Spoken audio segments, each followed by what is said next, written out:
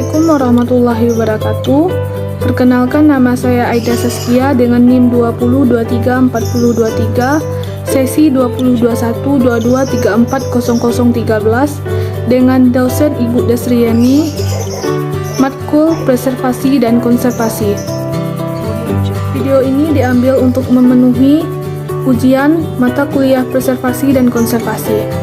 Baiklah, di sini saya mengambil materi pertemuan 11 mengenai perbaikan bahan pustaka dan restorasi.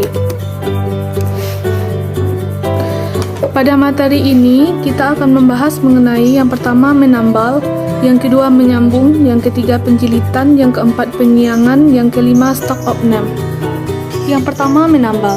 Menambal menurut Perpustakaan Nasional Republik Indonesia pada tahun 1995, menambal atau menutup bagian yang berlubang dapat dilakukan dengan kertas Jepang atau perangkat kanji. Menambal juga dapat dilakukan dengan bubur kertas, pulp, atau menggunakan kertas tisu yang berperangkat.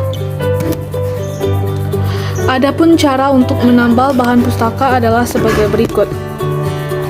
Yang pertama, pilih kertas yang sesuai dengan kondisi bahan pustaka dan juga kertas yang sesuai dengan untuk menambal. Yang kedua, bagian tepi lubang atau potongan kertas yang hilang dikikis atau dipertipis dengan menggunakan cutter. Yang ketiga, oleskan perangkat dengan hati-hati pada bagian tepi lubang atau bagian yang terkikis. Yang kelima, letakkan kertas penambal di atas lubang atau bagian kertas yang hilang dengan arah serat yang disesuaikan.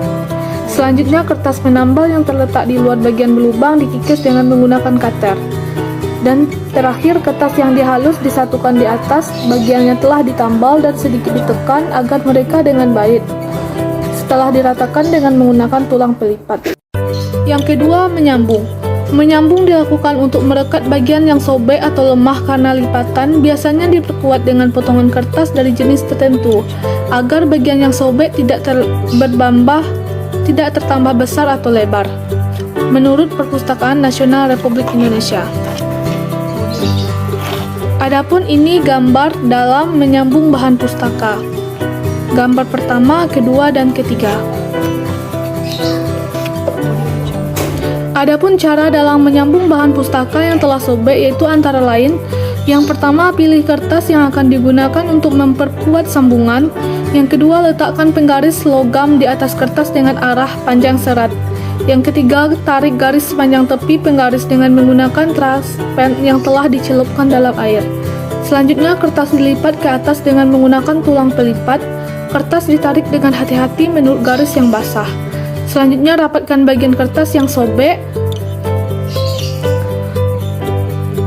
Rapatkan bagian kertas yang sobek dengan hati-hati. Oleskan perekat di atas kertas menyambung, kemudian letakkan di bawah pemberat setelah kering.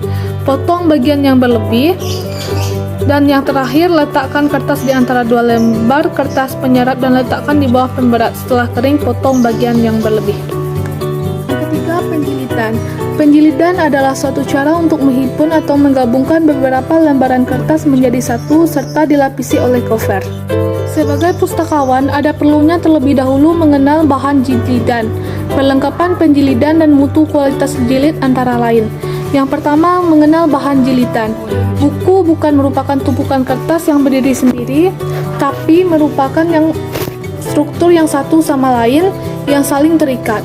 Struktur buku terdiri dari atas, yang pertama segi, yang kedua foret G, yang ketiga kertas hujungan, yang keempat badan buku, yang kelima papan jilitan, yang keenam ikatan timbul, yang ketujuh groove, yang kedelapan ulang pita kapital, dan sebagainya. 2. Perlengkapan penjilitan. Agar struktur itu tidak lepas atau sama lainnya, maka buku perlu dijilid, meliputi yang pertama pisau, yang kedua palu, yang ketiga pelubang, yang keempat gunting, yang kelima tulang pelipat, yang keenam penggaris besi, yang ketujuh kuas, yang kedelapan gergaji, yang kesembilan jarum, yang ke-10 benang, 11 press, yang ke-12 pemindang jahit, yang ke-13 mesin potong, dan sebagainya. 3. Mutu kualitas jilid. Selain ditentukan oleh kemahiran dalam bekerja, juga ditentukan oleh bahan yang digunakan. Adapun bahan penjilitan meliputi yang pertama kain linen, yang kedua kain perekat, yang ketiga benang dan kawat jahit. Selanjutnya penyiangan.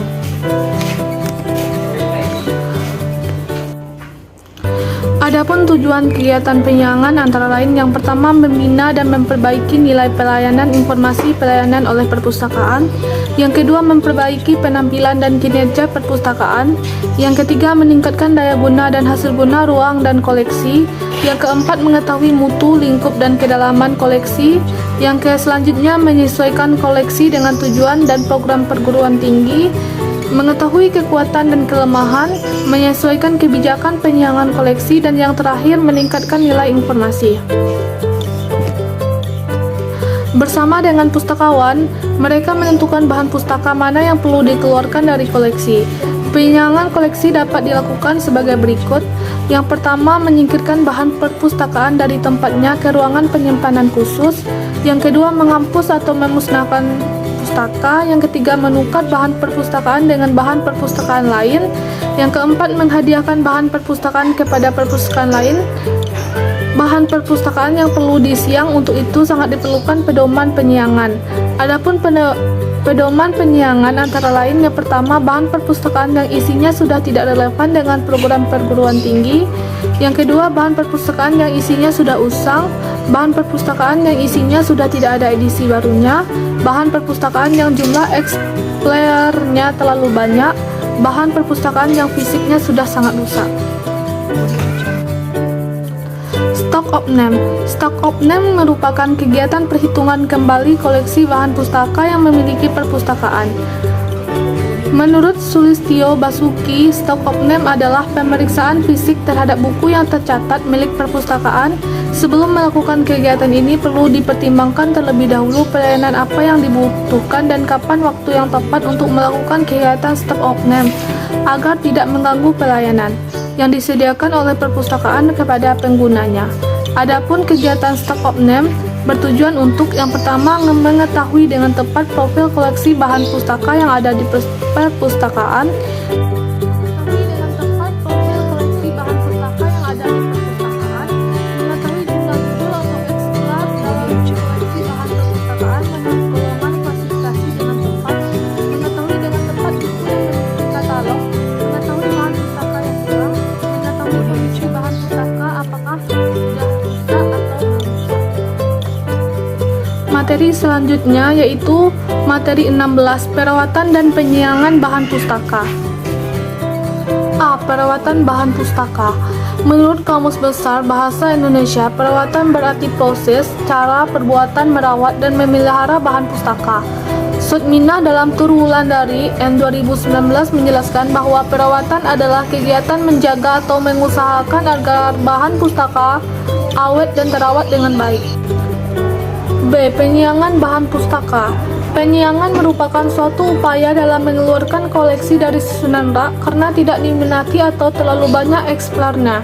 Telah ada edisi terbaru maupun koleksi itu tidak relevan lagi terhadap pemenuhan kebutuhan informasi pemustaka. Tujuan penyiangan yaitu tujuan penyiangan bahan pustaka pada dasarnya lebih ada pada kebutuhan pemustaka agar koleksi perpustakaan yang selalu update dan tidak ketinggalan zaman. Tujuan penyiangan.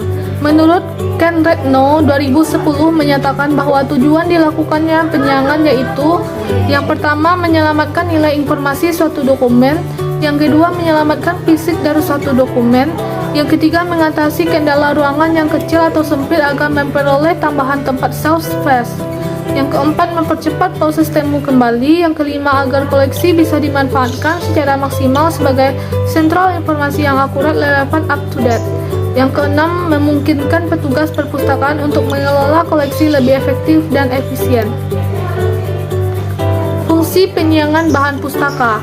Yang pertama, menghemat tempat. Yang kedua, menghemat waktu. Yang ketiga, membuat koleksi lebih menarik. Yang keempat, meningkatkan reputasi perpustakaan. Yang kelima, mengetahui kebutuhan koleksi. Yang keenam, mendapatkan masukan yang konstan pada kekuatan dan kelemahan koleksi. Kriteria penyiangan bahan pustaka. Adapun kriteria tersebut berdasarkan EIDL pada tahun 2019. Yang pertama, penyiangan berdasarkan penampilan atau kondisi. Yang kedua, penyiangan berdasarkan volume berlebihan atau duplikat. Yang ketiga, penyiangan berdasarkan konten miskin. Yang keempat, penyiangan berdasarkan bahasa. Yang kelima, penyiangan berdasarkan kelas khusus dari koleksi.